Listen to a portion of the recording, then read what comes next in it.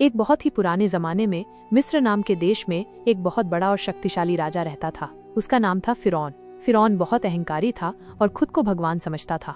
उस समय मिस्र में बहुत सारे इस्राएली लोग रहते थे। ये लोग बहुत मेहनती थे, लेकिन फिरौन इन्हें गुलाम बनाकर रखता था। वो इनसे बहुत काम करवाता था और उन्हें बहुत सताता था। इन्हीं इसराइलियों में से एक बच्चा हुआ। उसका नाम था मूसा। मूसा बहुत ही अच्छा और दयालु बच्चा था। जब मूसा बड़ा हुआ तो उसने देखा कि फिरौन इसराइलियों के साथ कितना बुरा सलूक करता है। मूसा को इस पर बहुत दुख होता था।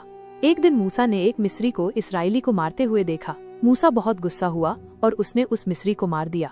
मूसा को डर लगा कि फिरौन उसे मार देगा, इसलिए वो मिस्र से भाग गया।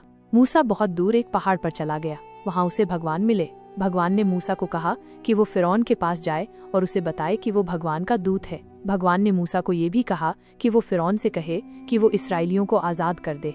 मूसा फिरौन के पास गया और भगवान का संदेश दिया, लेकिन फिरौन ने मूसा की एक नहीं सुनी।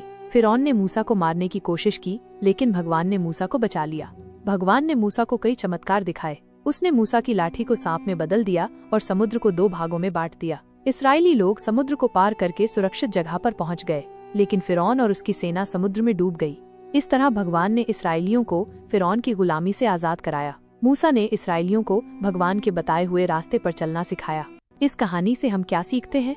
हमेशा सच बोलना चाहिए, कमजोर लोगों की मदद करनी चाहिए, अत्याचार के खिलाफ लड़ना चाहिए, भगवान पर विश्वास रखना चाहिए। अब तुम अपने दोस्तों को ये कहानी सुनाओ। कुछ मजेदार प्रश्न। मूसा कौन था? फिरौन कौन था? मूसा ने क्या किया? भगवान ने मूसा को क्या दिया? अगली बार हम किसी और दिलचस्प कहानी के बारे में पढ़ेंगे। अधिक जानकारी के लिए आप अपनी माँ या पिताजी से पूछ सकते हैं।